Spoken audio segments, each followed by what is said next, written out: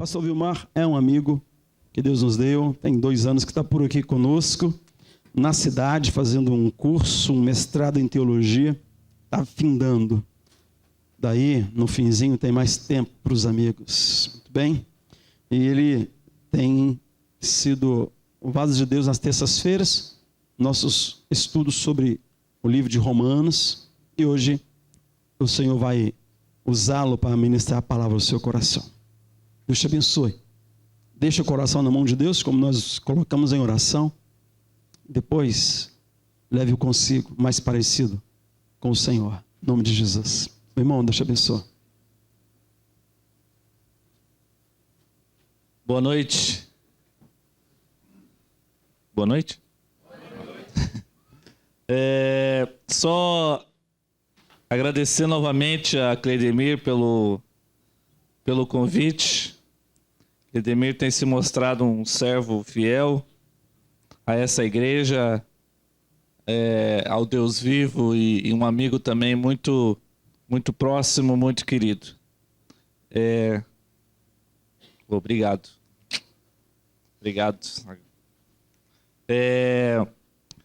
Eu queria então, antes de começar a minha mensagem, queria reforçar a todos o convite a terça-feira, se você tem essa disponibilidade, das 7 às 8 horas, nós estamos trabalhando o livro de Romanos, né? Começamos a jornada na terça-feira passada, é uma jornada que já se mostrou na primeira aula passada, uma jornada muito interessante, né? E então, se você pode vir, venha, e a gente tem um grupo bem interessante e a gente troca umas ideias bem interessantes sobre esse livro, que é um livro que realmente todo crente tem que ler, né? Não porque está na Bíblia, se está na Bíblia tem que ler também, mas é um livro que tem muitas lições para a nossa vida diária, né? Então eu queria... mas eu não vou falar sobre Romanos hoje, né? Não vou antecipar. Então, se você quer que eu fale sobre Romanos, você tem que vir na terça-feira. Mas hoje eu vou falar sobre outra carta de Paulo. Vou falar sobre 1 Coríntios, logo após Romanos. 1 Coríntios, estou abrindo aqui no capítulo 1 e vou falar dos versículos 26 ao versículo 31.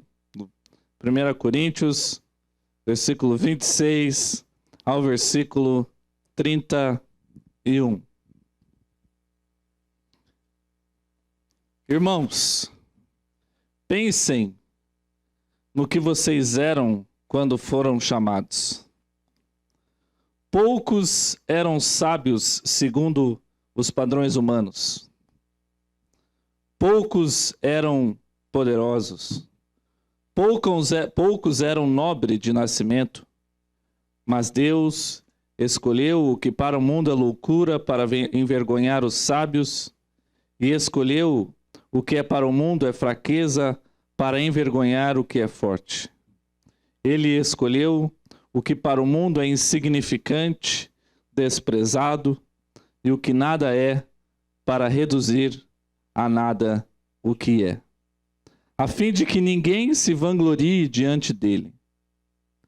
É, porém, por iniciativa dele que vocês estão em Cristo Jesus, o qual se tornou sabedoria de Deus para nós, isto é, justiça, santidade e redenção, para que, como está escrito, quem se gloriar, glorie-se no Senhor. Vamos orar?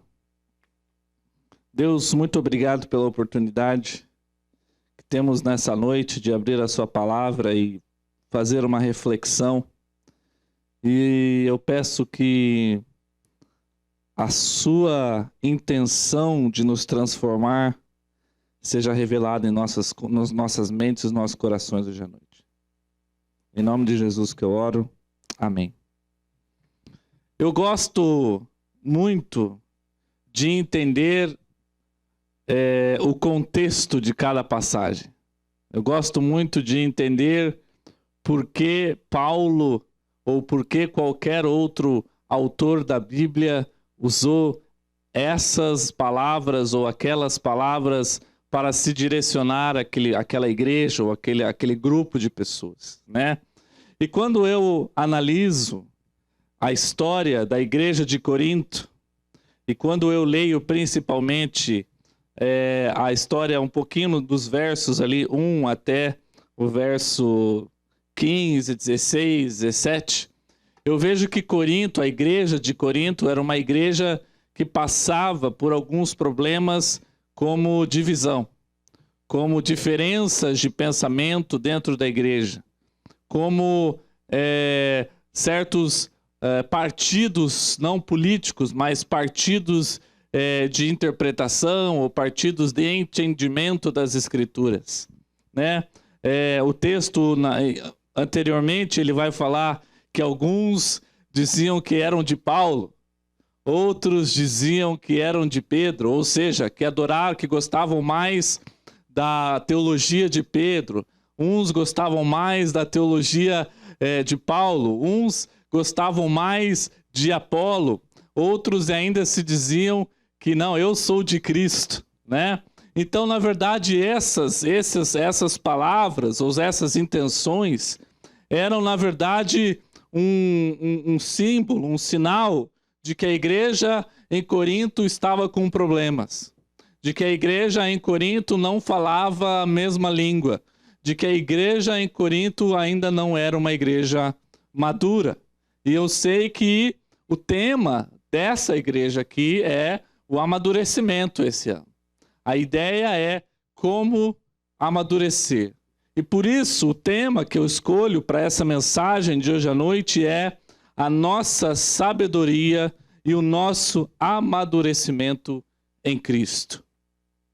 E o grande problema, então, que essa igreja passava era justamente essa tendência de que os crentes dessa igreja tinham uma falsa interpretação, ou uma falsa percepção de que eles eram melhores crentes do que outras igrejas.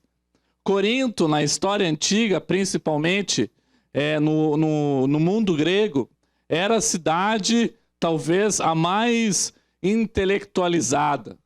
Era talvez uma das cidades mais ricas. Era talvez a grande Nova York do mundo grego. A cidade mais cosmopolita.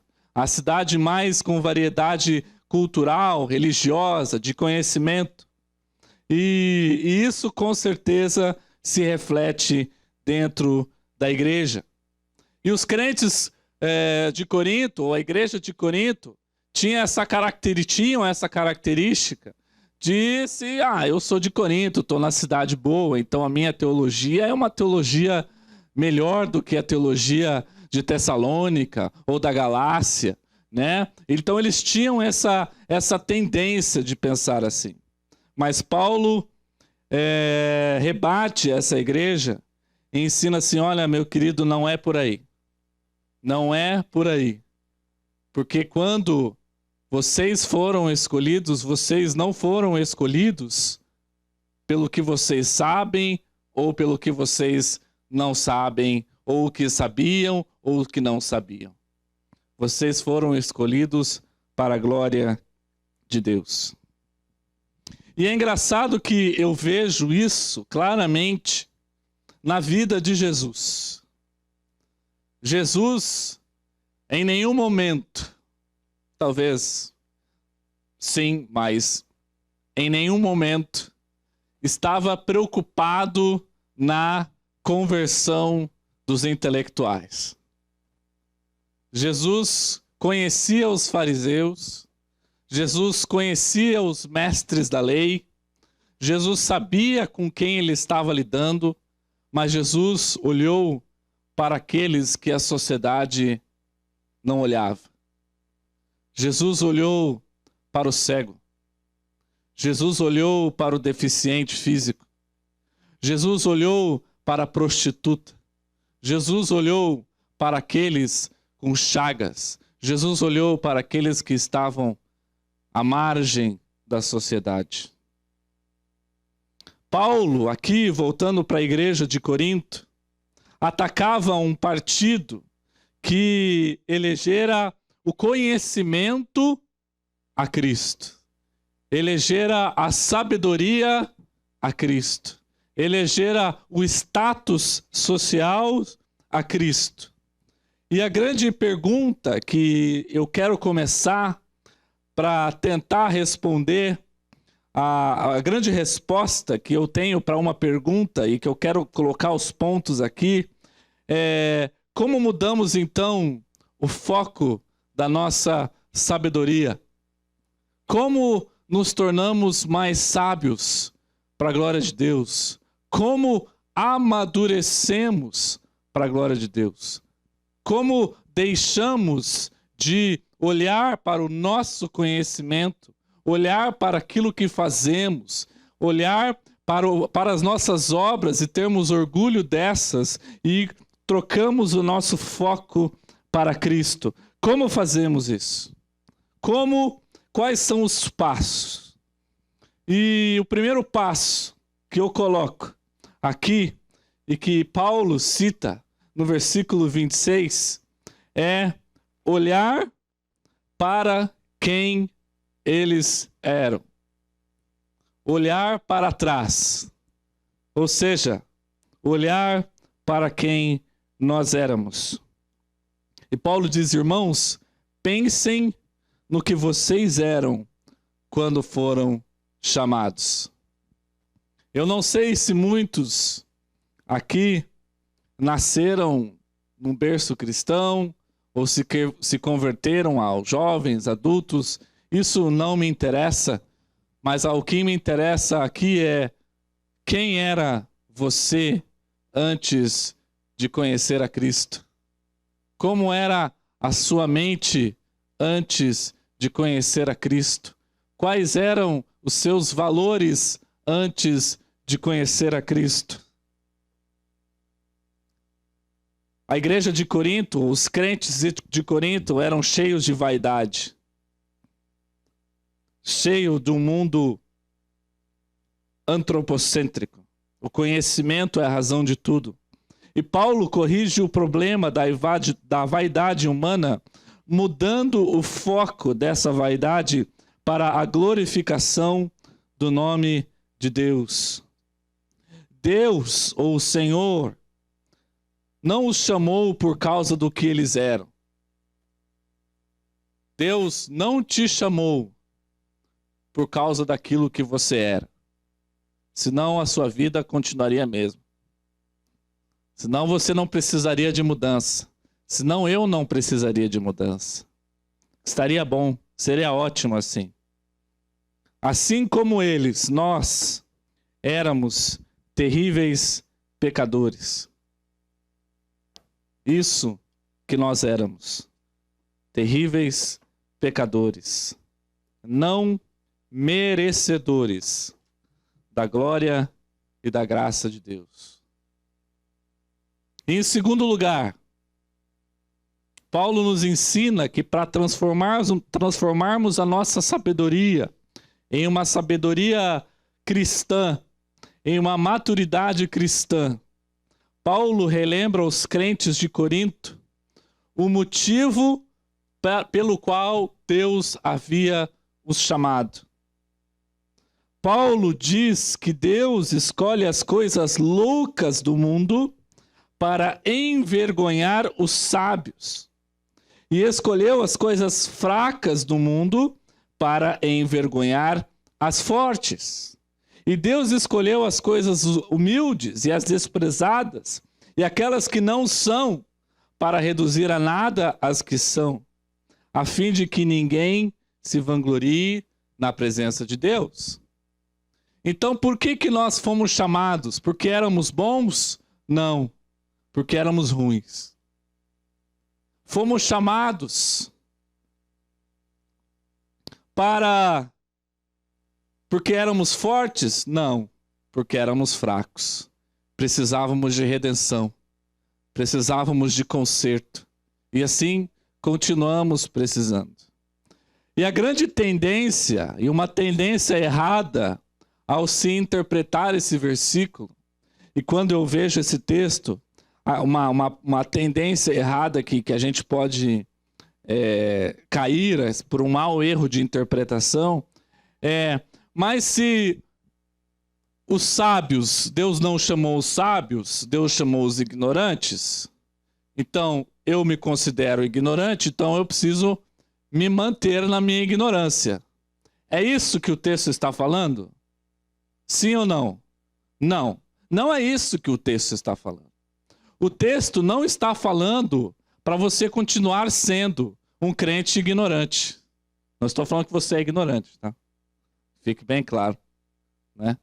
Mas o texto não fala que nós somos chamados para sermos ignorantes. O texto não fala que nós somos chamados para sermos alienados dessa terra.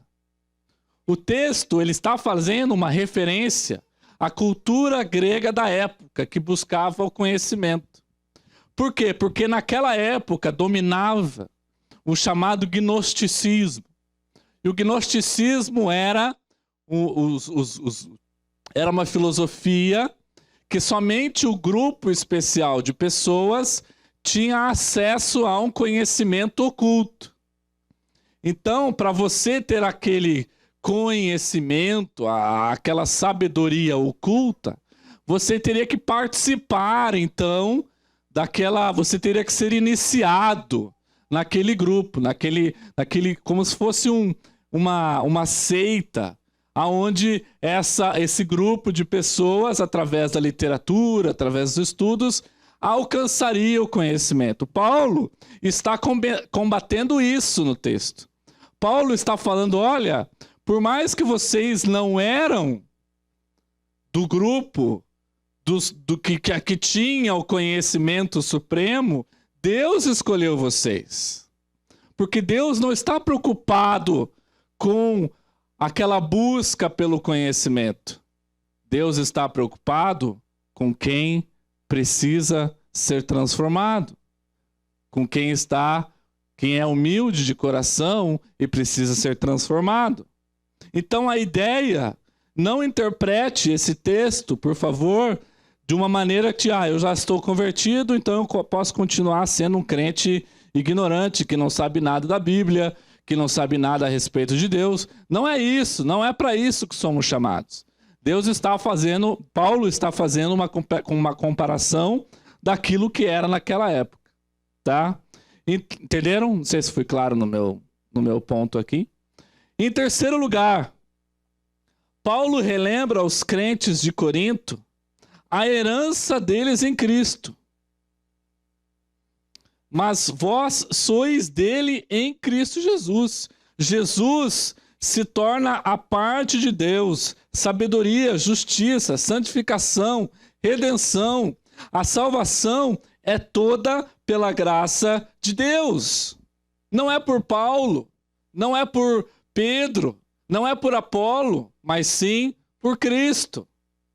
Não é pelo conhecimento oculto, não é pela iniciação num grupo que busca conhecimento, mas sim pelo conhecimento do próprio Cristo, pelo entendimento da cruz. E qual é então, o que é então, e qual é então o conhecimento, o conceito da sabedoria de Deus? A sabedoria de Deus é a base de toda a bondade humana. O Evangelho contém os tesouros da sabedoria divina. Paulo aqui faz um contraste muito claro entre a sabedoria dos homens e a sabedoria de Deus. Paulo não está preocupado no seu conhecimento de geografia, história, sociologia. Paulo aqui está preocupado se você tem um coração rendido, um coração convertido ao Deus que transforma almas. É isso, essa é a preocupação do Paulo. E o próprio Cristo, ele é a personificação da sabedoria divina. Ele é aquele que demonstra o plano de Deus. Ele é aquele que nos orienta. Ele é aquele que nos chama, aquele que nos transforma. E como Deus faz isso? Como Deus nos chama? Como Deus nos transforma? Como Deus age em nossa mente? Primeiro, Deus faz diante os seus decretos. Queridos, para muitos o que eu vou falar seja assustador, mas Deus não deseja, Deus decreta. Deus não sonha, Deus decreta.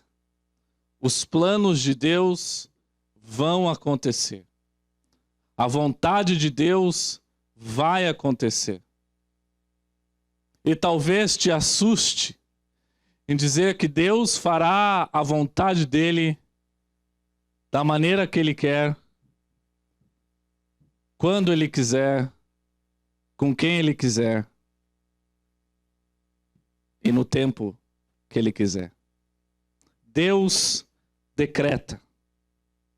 Os decretos de Deus estão estabelecidos desde a eternidade.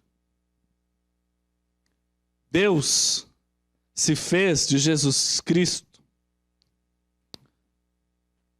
com a sua encarnação, mostrando para nós a sua própria sabedoria. Como conhecer a Deus? Como fazer a vontade de Deus? Como amadurecer em Deus?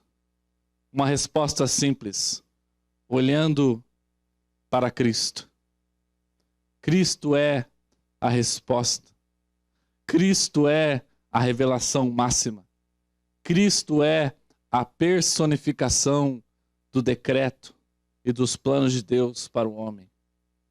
Um homem que não merecia ser salvo. Um homem que estava condenado ou estava fadado à condenação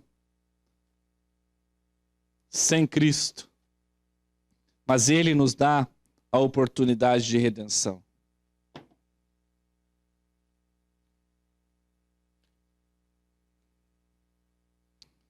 Cristo significa todas as coisas para nós. A nossa redenção, o nosso começo, o nosso fim. E como então viver uma vida madura diante dele? Primeiro, conheça a Deus. Conheça ao Pai. Leia a Bíblia. Tenha uma vida de oração. E sendo mais duro, não seja ignorante. Não seja ignorante. Não há coisa pior do que gente e crente ignorante. Me desculpe a sinceridade. Crente que não conhece a Bíblia, que não conhece a Deus, os atributos de Deus, quem Ele é, os planos de Deus para nós. Queridos, conheça Deus. Deus se revelou. Ele está disposto a ser conhecido. Por favor, não viva uma vida ignorante. Não é para isso que vocês foram chamados. Não é para isso que nós fomos chamados. Por que nós nos impressionamos com o conhecimento do mundo? Impressionamos com a foto. Eu estava vendo essa semana a primeira foto do buraco negro que foi tirado. E as diferentes conclusões. Por que nós ficamos impressionados com isso e não temos vontade de conhecer a palavra de Deus? Por que achamos que ler a Bíblia é difícil? Por que achamos que não conseguimos entender os planos de Deus? Vivemos numa sociedade talvez a mais informativa de todos os tempos. Temos sites de diversas denominações, batistas, presbiterianos, quadrangulares, até pentecostais, adventistas, sei lá. Tantos sites, tantas informações, onde a gente pode buscar conhecimento. E por que não buscamos? Por que insistimos em achar que a nossa vida simples de vir à igreja uma vez por semana nos trará maturidade? Não nos trará. Por mais que o sermão seja bom, eloquente, não é o suficiente. Não é o suficiente.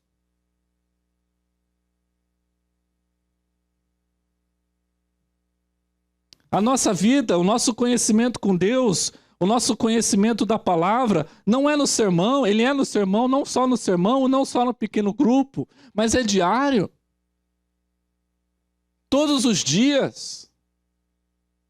A Bíblia está lá para ser conhecida. Conheça Deus através da Bíblia, meu querido. Maturidade envolve conhecimento. Qualquer casal aqui, namorados, casados, como você chegou a um casamento maduro, sólido, firme? Conhecendo, vivendo, experimentando. E assim com Deus é a mesma coisa. Mas eu não sei, pastor, eu não sei o que fazer. Procure um pastor. Eu não consigo entender a Bíblia. Pega uma linguagem mais fácil. Não precisa ler uma linguagem de 300 anos atrás. Materiais, estudos, tanta coisa. Não sejamos ignorantes, por favor. Deus não nos chama para mediocridade. Deus não nos chama para mediocridade. Não para a nossa glória, como Paulo diz aqui. Não para que sejamos e dizemos para o mundo, olha, eu conheço a Deus, eu conheço ao Evangelho, mas fazemos isso, ou crescemos em Deus, crescemos em Cristo, para a própria glória dEle. Para a própria glória dEle. Paulo termina o seu texto dizendo, olha, quem se gloriar, glorie-se no Senhor. Toda a glória pertence exclusivamente a Deus. A Deus. Então os crentes, muito erram quando selecionam heróis. Muito erram quando selecionam pastores favoritos. Eu gosto do Vilmar. Eu gosto do Cleidemir. Eu gosto do Ed René. Eu gosto do Nicodemos, ou do Dias Lopes. Para! Não é isso. Não é isso. Erramos quando escolhemos heróis. Erramos quando criamos facções em termos dele. Erramos quando criamos distintos pensamentos dentro de uma própria igreja. Erramos quando não entendemos de que a mensagem do púlpito é e tem que ser a mensagem da cruz. Se não é a cruz, vai embora. Se o Cleidemir um dia começar a pregar uma coisa que não é a mensagem da cruz, vai embora. Não fique. Está errado. A mensagem da cruz é a mais importante. A obra de Deus em nós é mais importante. A nossa sabedoria em Cristo, para Cristo, através de Cristo, é a mais importante. O apóstolo Paulo recomenda a humildade como remédio para todas as coisas. E eu quero terminar aqui com uma citação de Wendell Phillips. Ele diz assim: aquele que está caído não precisa temer a queda. Aquele que é humilde não precisa temer ao orgulho. E aquele que é pequeno aos próprios olhos sempre terá a Deus como seu guia. E aquele que é pequeno aos próprios olhos, sempre terá a Deus como seu guia. Como conseguir a maturidade, a sabedoria em Cristo?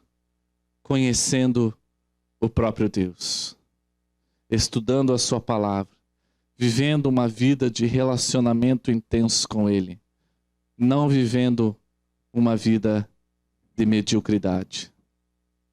O desafio que eu tenho para você essa noite, não viva uma vida medíocre.